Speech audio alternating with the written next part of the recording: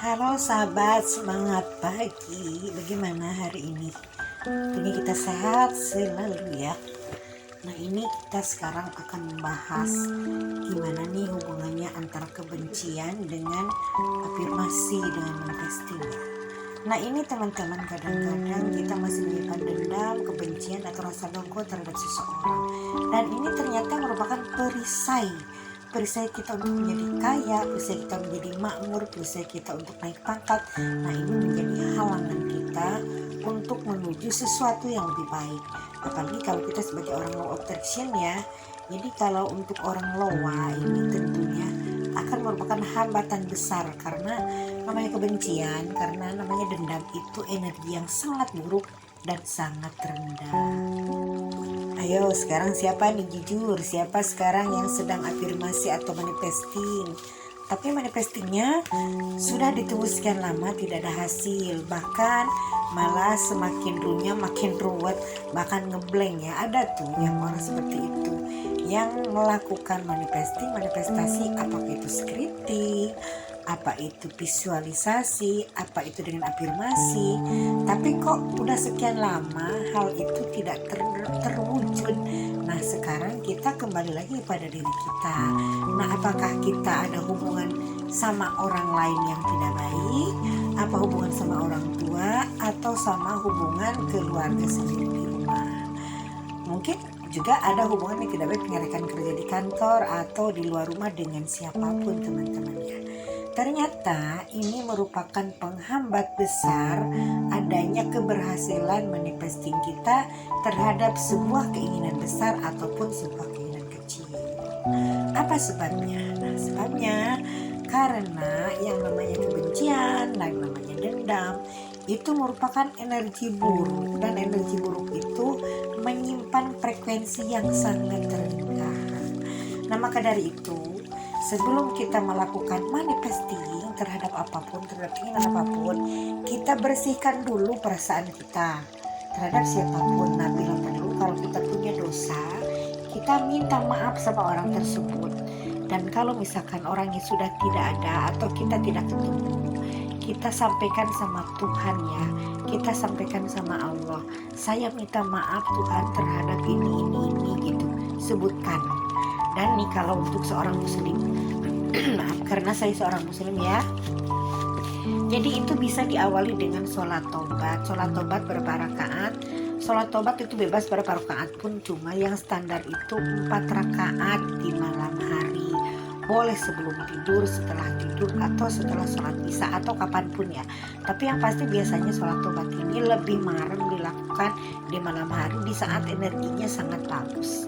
Nah tapi sholat tobat juga jangan dilaksanakan pada saat kita sedang memang ada kebencian terhadap seseorang, jangan. Tapi kita sholat tobat ini dilakukan pada saat kita lagi plong, lagi happy, lagi bahagia ya.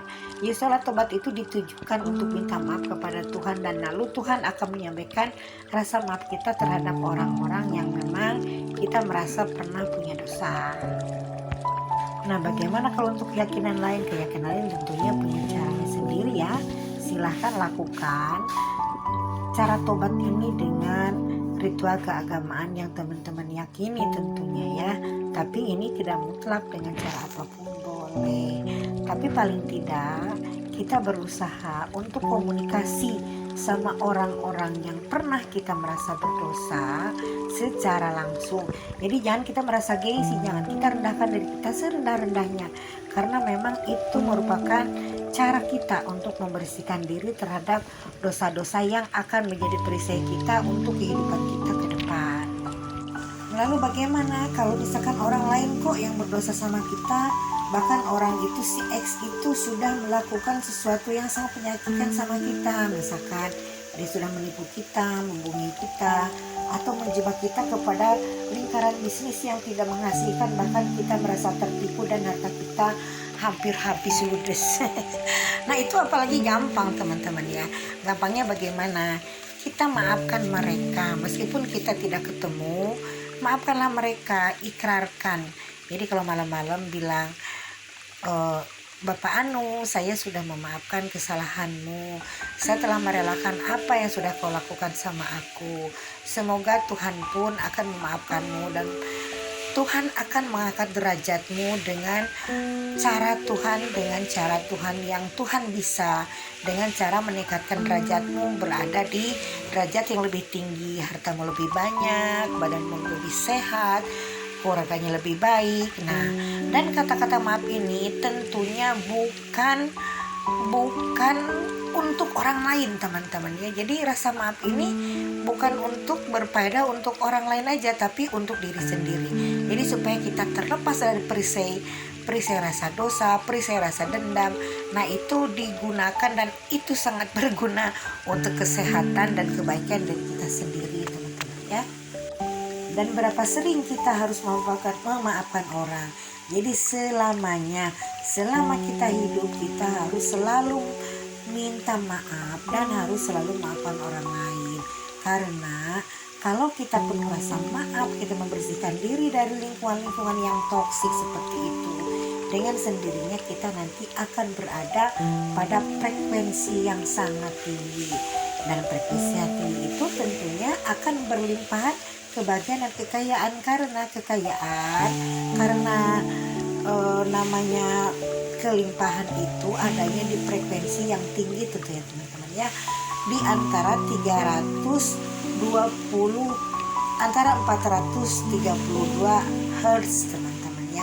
Jadi kita harus berusaha ada di frekuensi yang tinggi, karena supaya perisai itu tidak ada dan kita akan dimudahkan untuk mencapai sesuatu.